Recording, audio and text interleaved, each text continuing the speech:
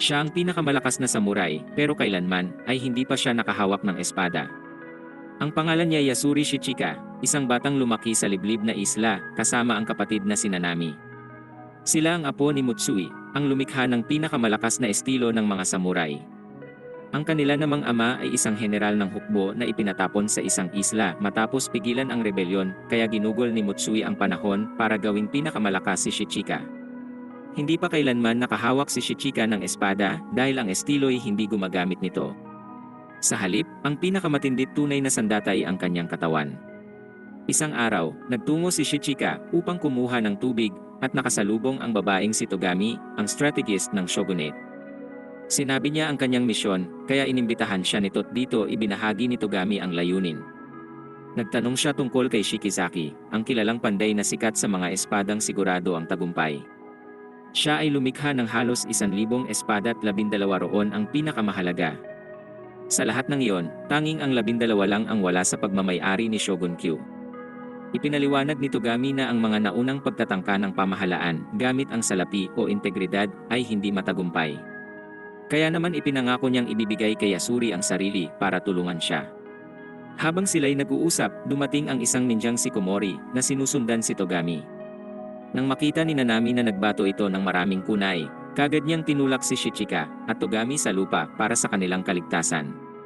Kumilos si Shichika upang habulin ito at nang makaharap si Komori, nakita niyang hawak nito ang isa sa 12 espadang tinatawag na Zetokana. Nang subukang umatake ni Komori, kinontra ito ni Shichika gamit ang kanyang Kyotoryu para sirain ang espada, subalit napagtanto niyang hindi niya ito magawa. Kumpiyansang sinabi ni Komoring hindi mapipinsala ng Kyotoryu ni Shichika ang espada. Nang magpasya si Shichikang patunayang mali ito, nakialam si Togami. Binigyang diin niya ang kahalagahan ng espada at nakiusap kay Shichikang huwag itong sirain. Sumang-ayon si Shichika, ngunit siya'y nagulat ng kainin ni Komori ang espada at nagpahiwatig na hindi pa siya handa sa pagtutuos. Ginamit niya ang pagkakataon upang magpakawala ng shuriken kay Shichika bilang diversyon kung saan siya ay nakatakas kasama si Togaming walang malay na kanyang tinali sa puno. Nang magkamalay, nagulat si Togami nang sabihin ni Komoring nakuha na niya ang lahat ng impormasyong kailangan niya rito. Lalo niyang ikinagulat nang magbago ito ng anyo bilang siya't ibunyag ang kanyang hangaring linlangin si Shichika gamit ang panggagaya rito. Nang lapitan ni Komori si Shichika sa ganoong anyo, biglang nagbigay si Shichika ng sipa sa kanyang tiyan. Dito'y naluwa niya ang espada at napatanong sa pagiging epektibo ng kanyang pagpapanggap. Gayunpaman, nilinaw ni Shichikang ang kanyang reaksyon ay natural lang dahil hindi siya sanay na makakita ng tao. Nagkaroon ng interes si Komori at tinanong si Shichika sa layunin ni Togami sa espada. Sinabi ni Shichikang ninanais ni Togami ang kapangyarihan nito para pamunuan ang bansa. Dala niya rin ang bigat ng kanyang nakaraan bilang anak ni Hida Takahito na tinraidor. Nakita ni Togami ang pagkamatay ng ama na nagtulak sa kanyang hanapin ang mga espada para maghiganti. Napansin ni Shichika ang pagkakapareho sa kanilang kwento, kaya naunawaan niya si Togami. Para tugmaan ang pisikalidad ni Shichika, binago ni Komori ang kanyang anyo at ginaya ito. Gamit ang espada, sumalakay si Komori kay Shichika. Gayunpaman, naungusan siya ni Shichika at gumamit ng matinding Kyotoryu para magtagumpay. Natagpuan ni Shichika si Togaming nakatali sa puno at kaagad itong pinalaya. Ibinigay niya rito ang espada at ikinagulat ni Togami ang kanyang tagumpay laban kay Komori. Ipinahayag ni Shichika ang damdamin para kay Togami at nangakong susuportahan ang misyon. Dahil sa bagong layuning ito, iniwan niya ang kapatid na si Nanami at naglakbay para hanapin ang mga espada kasama si Togami. Pagdating sa isang lungsod, nahirapan si Shichikang makilala ang mga individual o mga mukha dahil sa marami niyang taon ng pamumuhay na mag-isa. Nagpatuloy ang dalawa sa paghahanap bago huminto upang magpahinga. Habang naroroon, sinabi ni Togami kay Shichikang alalahanin ang kanyang amoy upang makilala pa rin ito kahit na maraming mga tao. Ipinaalam ni Togami na ang susunod nilang destinasyon ay Inaba kung saan matatagpuan ang ikalawang espadang Zanto na Makura na nasa kastilyo ng Jekoku. Ang kasalukuyang tagapangalaga nito ay ang samurai na si Yuneri Ginkaku, na kilala bilang Panginoon ng Kastilyo o Masterless Samurai. Ibinahagi ni Togami kung bakit ang espadang iyon ang kanilang pangalawang target. Ang ninuno ni Ginkaku na isang samurai ay kumontra sa shogunate at ipinahayag na siya ang may-ari ng espada imbis na isuko ito gaya ng ipinagutos. Sa paglapit ng dalawa sa kastilyo, bumungad sa kanila ang katawan ng isang bagong paslang na maniwa ninja. Dito'y ginanahan si Togami dahil naniniwala siyang sa pagtalo kay Ginkaku ay tataas ang katayuan niya at magiging bayani. Pagpasok sa kastilyo, nakita nila si Ginkakung nag-iisa sa silid katabi ang hinahanap nilang espada. Lumapit si Togami kay Ginkaku at nag-alok ng kahit ano kapalit ng espada. Nang siya'y papasok na sa silid, napansin ni Shichika ang hangarin ni Ginkakung umatake gamit ang espada. Mabilis kumilos si Shichika upang protektahan ito mula sa atake. Dito'y nagulat si Ginkaku na mayroong nakaiwas sa kanyang mabilis at malakas na hiwa ng espada. Dahil kailangang pag-isipan muli ang plano, lumabas muna sila Shichika. Binahagi niya ang isang teorya kay Togamit, gusto niyang makita kung susundan sila ni Ginkaku. Nang hindi sumunod si Ginkaku, napagtanto ni Shichikang hindi kayang gamitin ng samurai ang espada sa labas ng silid na iyon. Sa kanilang pagbalik, nagtanong si Ginkaku kung nakaisip na ba si Shichika ng Kyotoryu upang labanan ang kanyang zero-sen skill. Kumpiyansang kinumpirma ito ni Shichika at sumugod kay Ginkaku gamit ang kanyang rose skill. Nagalak si Togami nang nakakonekta si Shichika ng atake. Gayunpaman, inamin ni Shichikang hindi iyon ang kanyang buong lakas. Sumang-ayon si Ginkaku at sinabi na ang rose skill ay maaaring makapatay kung hindi pinigilan ni Shichika ang kanyang sarili. Napansin ni Togaming si Shichika ay hindi pamilyar sa pakikipaglaban, kaya natural nitong hinihinaan ang mga atake. Ginanahan si Ginkaku dahil sa mga galaw ni Shichika at ipinahayag na handa na siya sa tunay na laban. Nang mapansin ang porma ni Ginkaku, napaatras si Shichika kasabay ng 5 mabilis na ataking pinakawalan ni Ginkaku sa kanya. Nakita ni Shichika ang dugo sa braso ni Ginkaku at nilinaw nitong sinadya niyang saktan ang sarili upang bigyan ang espada ng walang kapantay na bilis mala speed of light. Dahil seryoso si Ginkaku, tiniyak ni Shichikang ibibigay na rin niya ang lahat sa laban. Bago sila magpatuloy, hiniling ni Ginkaku kay Togaming mangakong ibabalik ang inaba sa dating kadakilaan kapag ibinigay na niya ang zanto. Ngunit inamin ni Togaming hindi niya maipapangako iyon. Nagtatakang tinanong ni Shichika ang motibo ni Ginkaku sa pakikipaglaban. Hindi tiyak si Ginkaku pero sumagot itong ang pangunahin niyang layunin ay protektahan ang bagay na pinakamahalaga sa kanya, ang espadang zanto. Dito'y nirespeto ni Shichika si Ginkaku bago kumilos. Bilang tugon, naglabas si Ginkaku ng 10 mabibilis na hiwa. Gayunpaman, maingat na umiwas ni Shichika at lumipad pataas, na nagpaalala kay Ginkaku ng kakulangan niya ng atake sa ere. Ginamit ni Shichika ang Shattered Blossom skill at nagpadala ng malakas na sipa mula sa itaas bago kunin ang espada. Ang susunod na destinasyon ni Shichika at Togami ay Izumo upang tagpuin si Tsuruga Misai, ang pinuno ng Sanzu Shrine at tagapangalaga ng ikatlong espadang Sento Tsurugi. Ang dambana ay nagsisilbing santuaryo para sa mga babaeng inabuso. Habang sila'y nag-uusap malapit sa dambana, biglang lumapit si Misai. Nang tanungin nila ito'y ipinakilala niya ang sarili kung saan si Shichika at Togami ay nabigla sa kanyang batang itsura. Nagpasya si Togaming kausapin si Misai, habang sinusuri ni Shichika ang paligid. Ipinahayag ni Togami ang kanyang pagnanais na makuha ang espadang na kay Misai. Hindi ito ordinaryong espada dahil mayroon itong 1,000 kahalintulad na ibinahagi ni Misai sa kanyang mga tagasunod. Sinabi ni Togaming kanila nang nakuha ang unang 2 espada at sa parehong insidente, ay kinailangan nilang talunin ang may-ari nito. Inalok ni Misai ang espada, ngunit sa ilalim ng ilang mga kondisyon. Pagkatapos, binahagi ni Togami kay Shichika ang kanilang pag-uusap.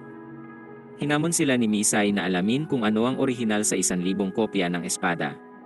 Kung magtagumpay sila at maipakita ang tunay na espada, harapin ni Shichika si Misai sa laban. Sa tagumpay ay makukuha nila ang lahat ng mga espada, ngunit sa pagkatalo ay kailangan nilang ibigay ang nauna nilang 2 espada. Naisip ni Shichikang hindi ito pabor sa kanila. Pero dahil determinado, nagtungo si Togami upang hanapin ang pangunahing espada sa gitna ng mga kopya. Nalaman rin ni Misai mula sa mga tagasunod na sinabi ni Shichikang ang kanilang mga espada ay tila hindi totoong mga Shikizaki.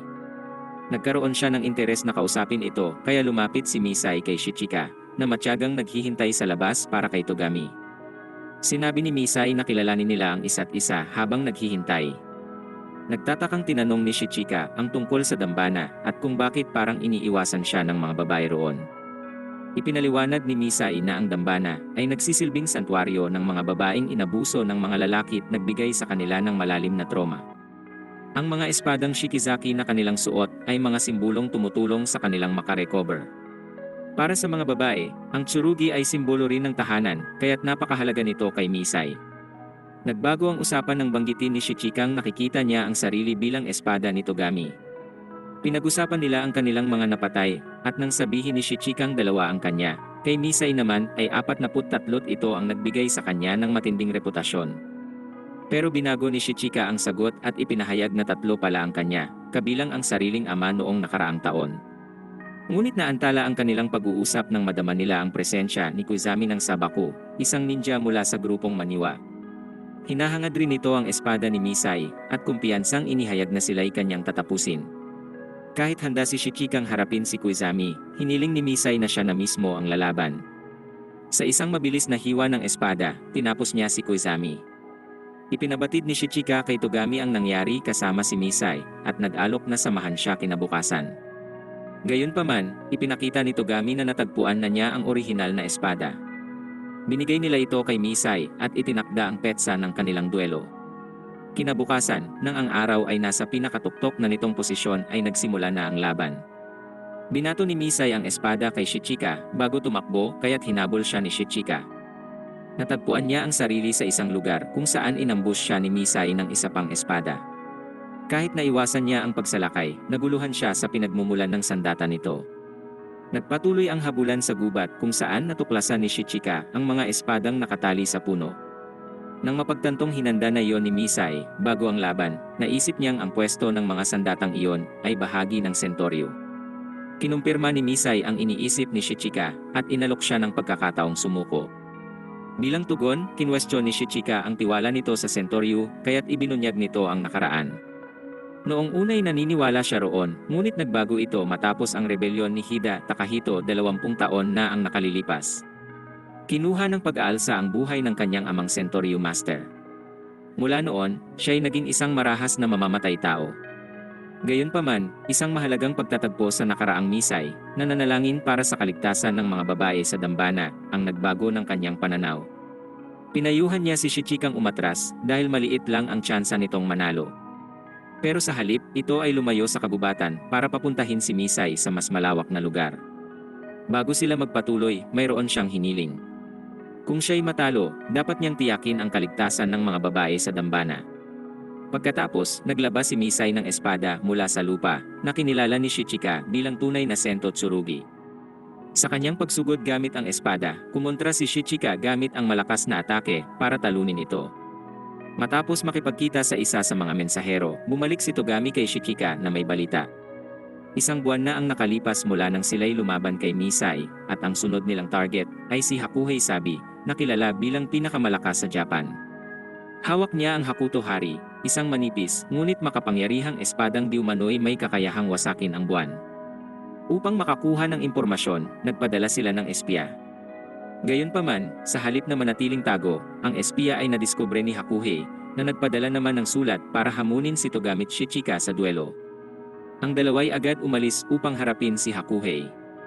Samantala, sa isla, 3 ninja ng Maniwa ang nagplanong hulihin ang kapatid ni Shichikang si Nanami para gamitin ito sa paghahanap at pagkuha ng mga espada. Habang si Nanami ay kumukuha ng halaman, sinugod siya ng isang ninja gamit ang matalas nitong kuko.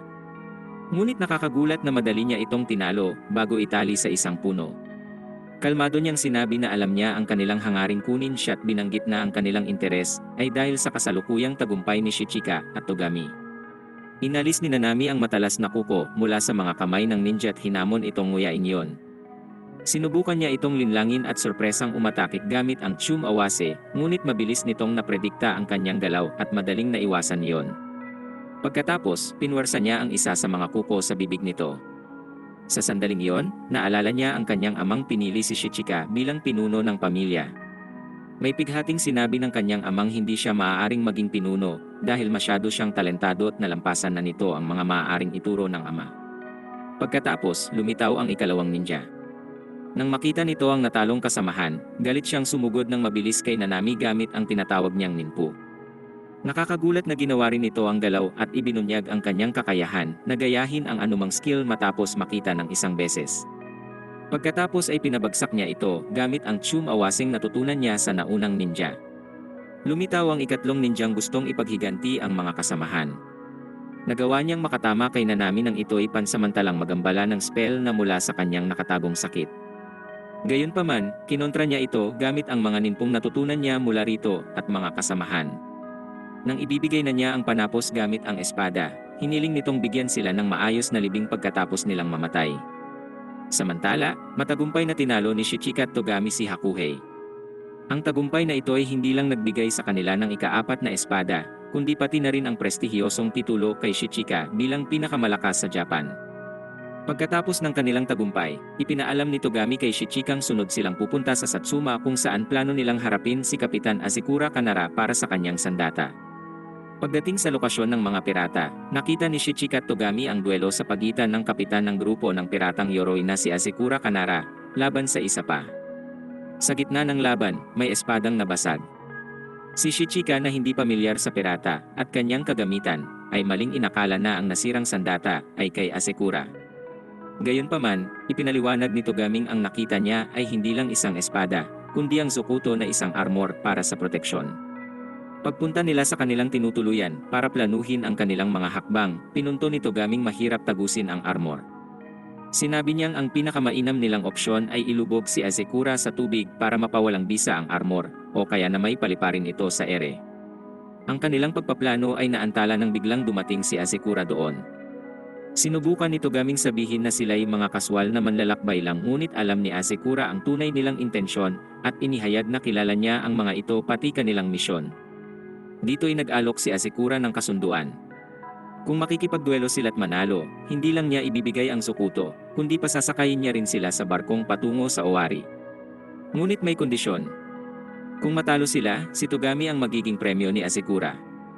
Matapos itong umalis, muling nagplano ang dalawa. Muling nalihis ang kanilang atensyon nang sila'y makatanggap ng sulat mula kay Maniwa Hao, na isang pinuno sa Maniwa Group. Dahil gusto nilang alamin ang tungkol dito, nakipagtagpo sila sa kanya. Lumapit si Maniwa Hao kay Shichika at Togami at inihayag ang kanyang inis sa pagkamatay ng 6 na membro ng kanilang grupo. Ngunit para maiwasan ang gulo, nagalok siya ng kasunduan. Gusto niya ang dalawa sa mga espada, at kapalit nito, dapat pumayag si Togaming manatili yon sa grupo ng Maniwa.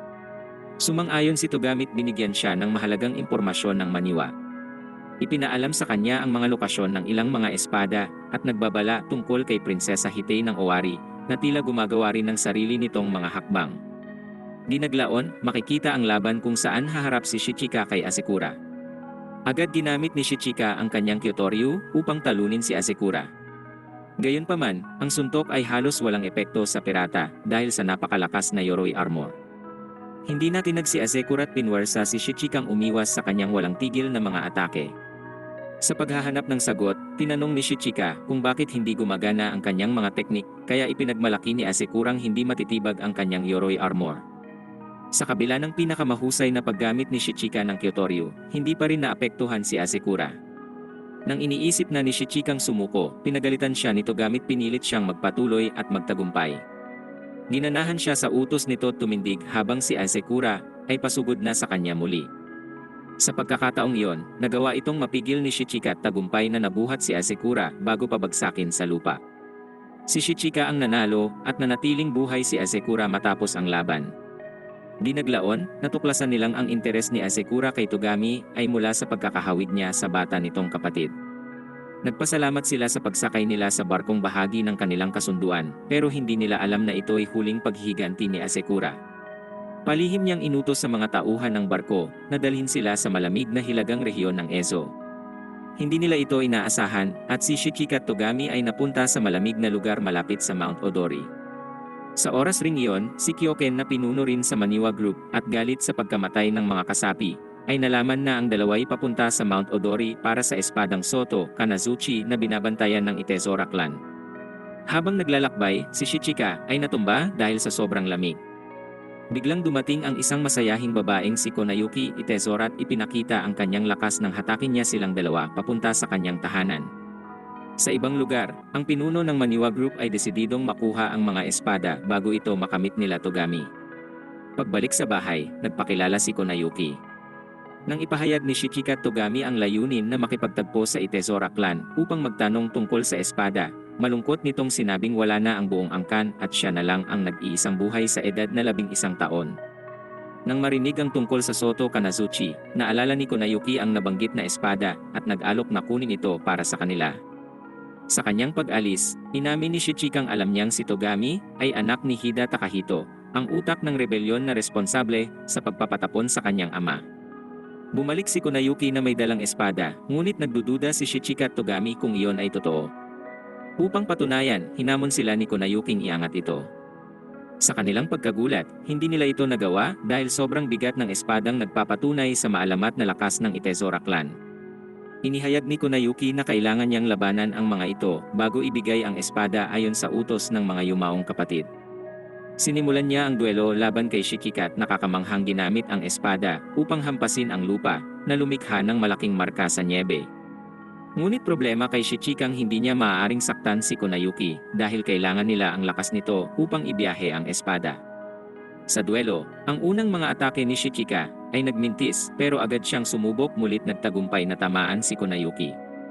Ngunit hindi man lang ito naapektuhan na lubusang ikinagulat ni Shichika at Togami.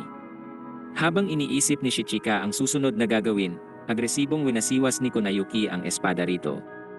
Naiwasan niya ang mga iyon, ngunit binago nito ang direksyon ng isa sa mga atake, habang nasa ere, na ikinagulat ni Shichika at ikinabali ng kanyang braso.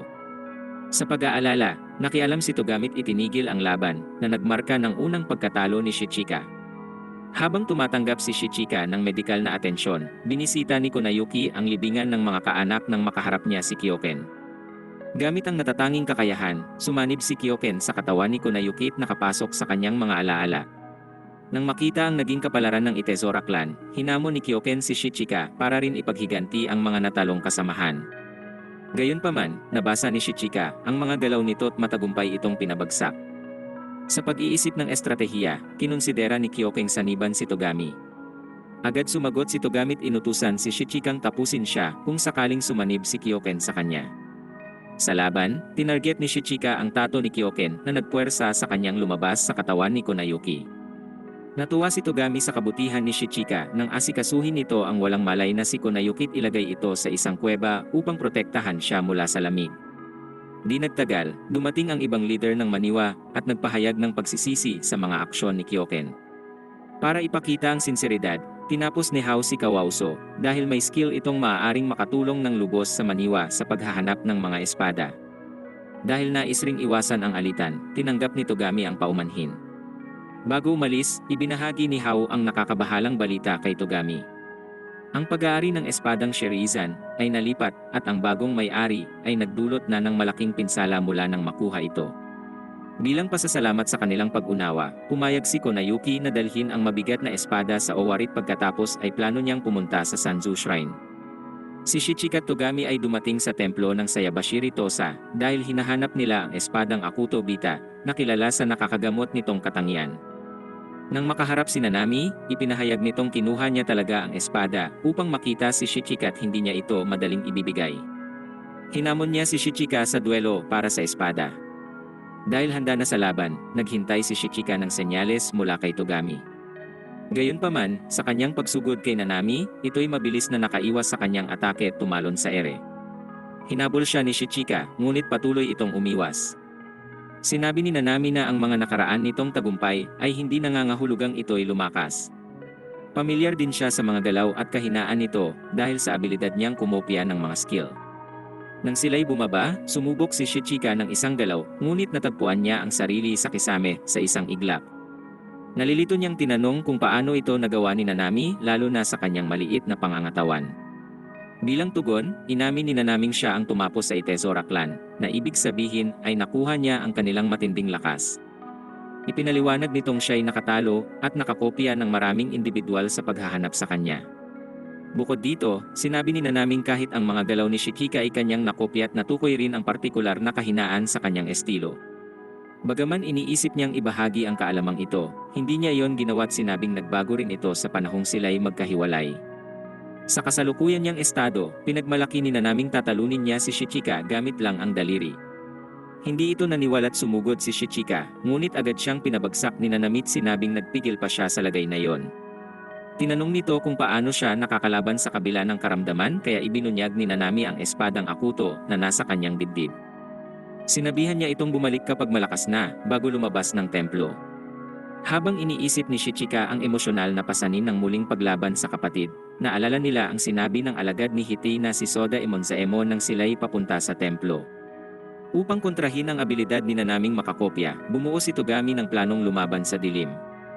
Nang kausapin niya si Nanami, nalaman niya ang trahedya ng kanilang pamilya kabilang ang pagpapatapon sa ama dahil sa pagpatay sa ina nilang miyembro ng makapangyarihang pamilya ng Tetsubi. Dito'y nagtakda uli si Togami ng isa pang duelo para sa magkapatid sa templo ng Buddha. Sa kanilang pagdating, si Shichikang nagpipigil magtanong ay pinayuhan ni Nanaming pasukin ang laban na may intensyong kumitil. Nang magsimula ang laban, naglaho ang lahat ng liwanag na nagpapakita ng kanilang taktikang lumaban sa dilim. Sa kabila nito, nagawa ni Shichikang makatama ng atake at nakuha ang espadang Akuto na ibinigay niya kay Togami. Gayunpaman, hindi doon nagtapos ang laban. Biglang inatake ni Nanami si Togami at nahiwa ang mahabang buhok nito. Kasabay nito, nahulog ang isang lantern na nagpaliyab sa buhok at templo. Si Shichikang noong unay nag-aatubili ay biglang nagbago matapos ang pag-atake ni Nanami kay Togami. Sa pagpapatuloy ng matinding laban, ang emosyonal na si Shichika ay nagawang makatama ng panapos kay Nanami. Habang naglalakbay patungo sa Owari, pinadala ni Prinsesa Hitei ang alagad upang sunduin si Shichika. Sumama si Togami at nagulat silang sa halip na peligro ang sumalubong ay binigyan sila ni Hitei ng impormasyon.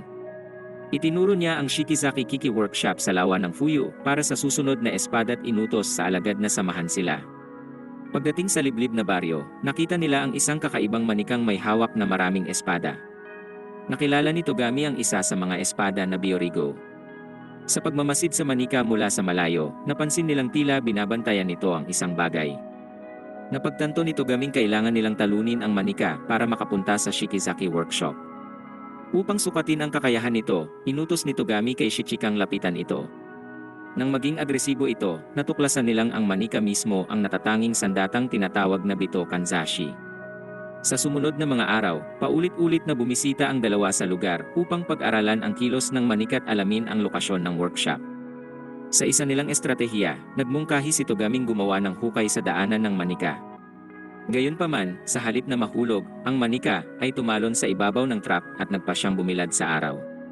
Pagbalik sa tinutuluyan, inihayag ni Shichika ang kumpiyansang matatalo ang manika nang hindi ito sinisira. Dahil ito rin ang sandata na kanilang hinahanap, tiniyak ni Togami kay Shichikang bubuo siya ng plano para matalo ang manika. Nang gawin na nila ang plano, lumaban si Shichika sa manika at sinadyang huwag atakihin ang dibdib at ulo nito. Sa kabila ng mga ito, patuloy na nakadepensa ang manika.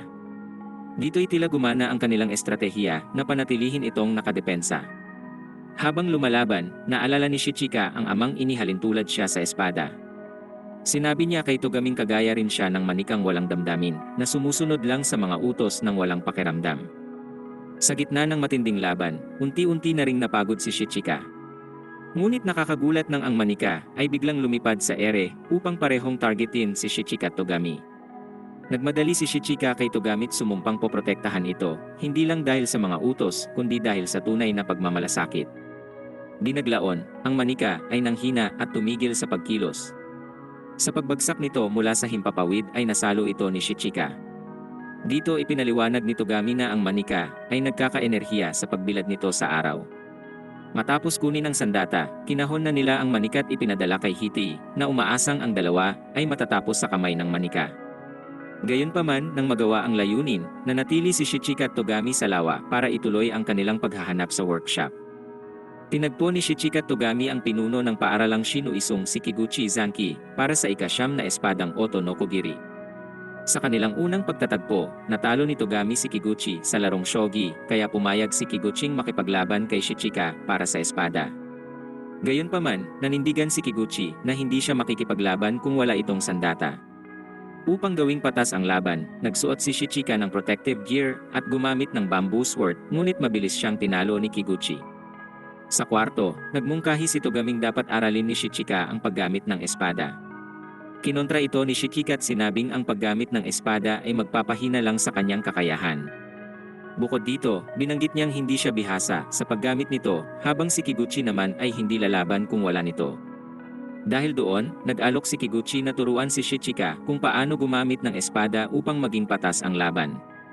Kahit nag-aalinlangan, nagsimula si Shichika sa pagsasanay. Samantala, nahanap ng natitirang pinuno ng Maniwa na si Hao ang isa pang espada, na Dokutomiki. Sa unang sesyon naman ng pagsasanay ni Shichika, isang insekto ang dumapo sa kanyang ulo, na tinangkang alisin ni Kiguchi. Naabutan ni Togami ang pangyayarit nagselos dahil sa maling akalang may gusto si Shichika kay Kiguchi. Kasabay naman nito, inutos ni Hitei sa alagad na si Emonzaemon na hanapin at tapusin si Hao. Natagpuan ni Emonzaemon ang tatlong taga-Maniwa habang sinusuri nila ang natagpuang espada. Nang umuwi naman si Shichika mula sa pagsasanay, nagsiselos na inutos ni Togaming ihinto niya ang pagsasanay kay Kiguchi.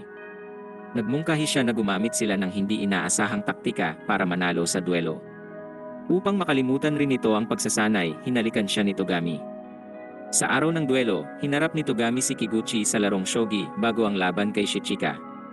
Bago magsimula ang laban, pinunto ni Togaming may mali sa paghawak ni Shichika. Gayunpaman, nang ang laban ay nagsimula, binanggit ni Togami ang lahat ng galaw na ginamit ni Kiguchi sa laro nilang shogi. Nahati ang atensyon ni Kiguchi dahil sa mga komento ni Togami at nasira ang kanyang konsentrasyon. Nang mahirapan siyang baliwalain si Togami para mag-focus sa laban, sinamantala ni Shichika ang pagkakataon upang atakihin siya sa ulo. Matapos manalo sa duelo, ibinigay ni Kiguchi ang espada sa kanila. Si Shichika at Togami ay sunod na naglakbay patungo sa isang bundok na puno ng personal na mga alaala para sa kanila. Ang kanilang layunin ay mahanap si Higaki Rini, isang banal na taong humahawak sa Sito Hakari. Nang makatagpo nila si Higaki, lumitaw siya bilang batang babae kay Shichika, samantalang si Togami na may nakita rito ang kanyang ama. Ang imahe ng kanyang amay ikinabalisa ni Togami. Sinabi ni Higaking ang espadang hinahanap nila ay nakabaon sa ilalim ng lupa. Samantala, patuloy naman ang dalawa pang membro ng Maniwa sa kanilang misyon. Nang simulan ni Togami ang paghuhukay para sa espada, kinausap ni Shichika si Higaki. Sa kanilang pag-uusap, nagbago ang itsura ni Higaki at naging kamukha ng iba't ibang mga kalabang hinarap ni Shichika.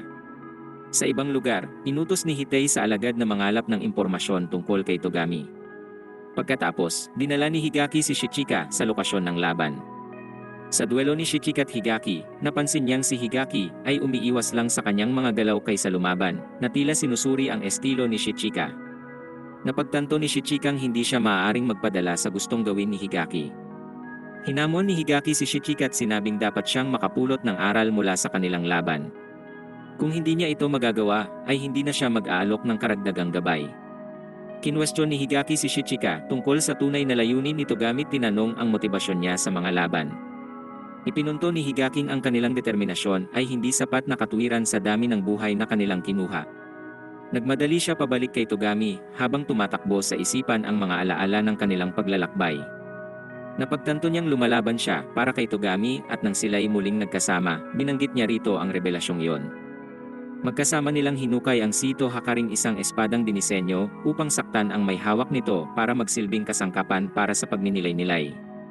Pagbalik kay Higaki, ipinakita nila ang espadang walang talim at binigyang diin ang kakaiba nitong disenyo. Dito'y inilantad ni Higaki ang isang lihim. Matapos malikha ang 12 espada, lumitaw ang pangunahing sandatang Kyoto Yasuri na Kyotoryu. Ang espadang ito ay kumakatawan sa angkan ni Shichika.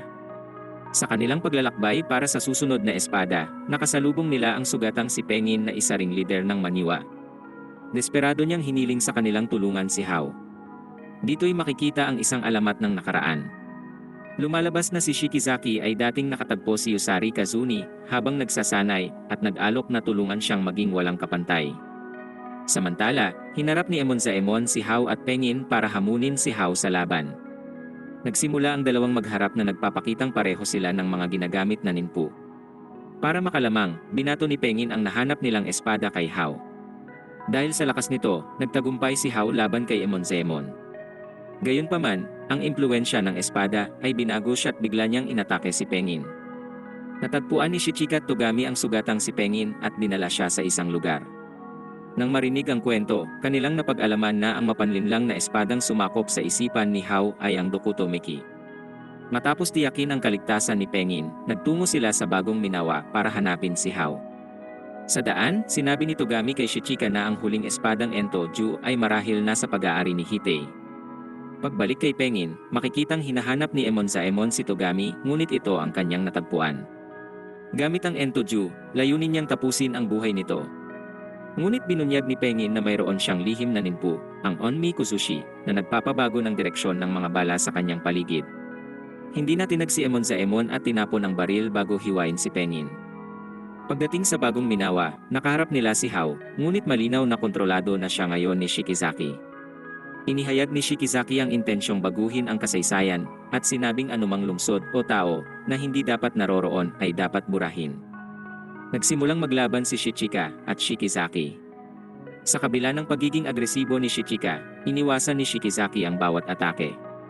Tumalon si Shikizaki sa eret, binaon ng napakalakas ang espada sa lupa. Sa malapit, nakita ni Shichika ang pagkamatay ng halaman dahil sa aura nito. Sa pagpapatuloy ng laban, mahusay na iniwasan ni Shichika ang bawat galaw ni Shikizaki. Napagtanto ni Shikizaking hindi ginagamit ni Shichika ang buong lakas at pinuna ito. Gayunpaman, gamit ang nakatagong teknik, nagawa ni Shichikang talunin si Shikizaki gamit ang mga kamay. Papunta na sila sa owari nang biglang lumapit sa kanila si Emonzaemon. Naghanda si Shichika para sa posibleng laban, habang nag-uusap si gamit Emonzaemon. Biglang tinawag ni Emonzaemon si Togami sa kanyang tunay na pangalang Prinsesa Yosha, at walang abisong kinuha ang baril para iputok rito. Ipinaalam ni Emonzaemon na si Togami ay malapit nang mawala, kaya minungkahi niyang sulitin na nila ang mga huling sandali. Desperadong nagmakaawa si Shichika kay Togami na manatiling buhay. Gayunpaman, inamin ni Togaming hindi talaga niya hangaring lakbayin ang mundo kasama siya, at ginamit lang niya ito. Inamin niyang kung siya'y mabubuhay, di maglalaon ay tatapusin niya rin ito. Bilang huling kahilingan, sinabi niya kay Shichikang magpatuloy nang wala siya't napatanong kung totoo ang damdamin nito para sa kanya. Pagkatapos, siya'y bumigay na sa mga sugat bago mamatay. Samantala, tinagpo ni Hitei ang shogun. Ipinakita niya rito ang mga espada at tinukoy ang sarili bilang huling miyembro ng mga Shikizaki. Ibinahagi niya sa shogun ang ambisyosong plano ni Shikizaking baguhin ang kasaysayan. Ngunit ang kanilang usapan ay naistorbo nang dumating si Emonzaemon, na nagbabala sa kanilang darating si Shichika sa kastilyo upang maghiganti. Nang madaling idispatcha ni Shichika ang mga gwardiyang ipinadala, ang shogun na nababahala sa reputasyon ng Kyotoryu ni Shichika ay nagtanong kung maaari ba itong talunin. Inamin ni Emonzaemon na si Shichika ay tila hindi mapipigilan. Inihayag naman ni Hitei sa shogun na mahalaga ang papel ni Shichika sa kabuuang plano ni Shikizaki Kiki. Ipinayo niyang ang pinakamainam para pigilan ito ay ipadala ang 11 opisyal kasama si Emonzaemon, kaya ipinadala ng hari ang mga opisyal, na bawat isa ay tangan ang mga sandata ni Shikizaki. Kumarap ang unang opisyal gamit ang Zeto Kana, na sinasabing hindi nababasag. Gayunpaman, sinira ito ni Shichika. Makikita sa ikalawang opisyal ang Zanto na Makura, ang espadang ginamit dati ni Ginkaku. Pinigil lang ito ni Shichika at binasag. Hinamon siya ng ikatlong opisyal gamit ang Sento Tsurugi ni Misai, na maaaring lumikha ng 1,000 kopya. Ngunit ang lahat ng ito'y winasak lang ni Shichika. Ang ika-4 na opisyal ay gustong makuha ang titulo ng pinakamalakas gamit ang espada ni Sabi, ngunit dinurog lang ni Shichika ang Hakuto Hari. Hinarap siya ng ika-5 opisyal gamit ang Zokuto Yoroi, na isang armor. Sinuntok ni Shichika ng napakalakas ang opisyal at pinaangat ito't pinasabog sa ere. Sunod ang opisyal na sumalakay, hawak ang mabigat na espada ni Itezora, gamit ang espesyal na ninpu para lang mabuhat ito. Pero baliwala kay Shichika ang ninpu't sinira ang espada. Pagkatapos ay humarap siya sa opisyal na tangan ang Akuto Bita, na dati niyang kinuha mula sa kapatid. Sa pinagsama-samang teknik, pinakawalan ni Shichika ang 300 suntok na tumapos sa opisyal. Kasunod nito'y ang Bito Kanzashi, ang sandatang nasa isang manika. Madaling nakakita si Shichika ng kahinaan at madali itong tinapos. Nagtungo siya sa gumagamit ng Oto no Kogirit, pagkatapos ay sa humahawak ng espadang walang talim na kanilang nakuha mula sa banal na taong si Sito Hakari. Matapos nito ay nakaharap na niya ang may hawak ng ika-11 espadang Dokuto Miki. Tulad ng mga naunang laban, walang kahirap-hirap na tinapos ni Shichika ang opisyal at binasag ang espada. Sa wakas ay humarap na si Shichika kay Emonzaemon, na nagbabantay sa huling sandata at katabi ang prinsesa. Bago makipaglaban kay Emonzaemon, malinaw na naalala ni Shichika ang mukha ni Togami. Inamin niya kay Emonzaemon na lumalaban siya para kay Togami sa kabila ng pagsusumamo nitong magpatuloy, ngayoy nais na rin niyang mamatay. Binaril siya ni Emonzaemon at sa kanyang pagkamangha, tila naiwasan ni Shichika ang mga bala. Gayunpaman, nilinaw ni Shichikang hindi niya iniwasan ang mga ito. Matindi ang naging laban ng dalawa. Gamit ang lahat ng mga teknik na kanyang na-master, naungus at tinapos ni Shichika si Emonzemon. Pagkatapos, lumapit siya kay Hiti at sa shogun. Binuhos niya ang galit sa shogun nagbigay ng misyon kay Togami bago ito tapusin. Sa kabila nito, hindi nagtagumpay si Hitei na pabagsakin ang shogunate para baguhin ang hinaharap dahil ibang shogun lang rin ang umupo sa trono. Di naglaon, makikita si Shichikang naglalakbay sa buong Japan, nakasama si Hitei.